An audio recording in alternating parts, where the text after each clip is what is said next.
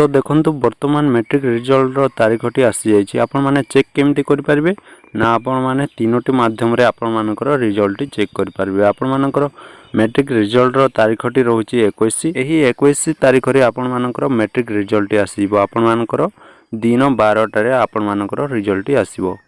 तो आपण माने तीनोटी माध्यम रे एही रिजल्ट चेक करि परिबे। प्रथमटी है आपण माने bscodisha.ac.in रे आपण माने जाई गूगल रे सर्च करके आपण माने एही वेबसाइट रे आपण माने जाई आपण मानकर रिजल्ट चेक करि पारबे।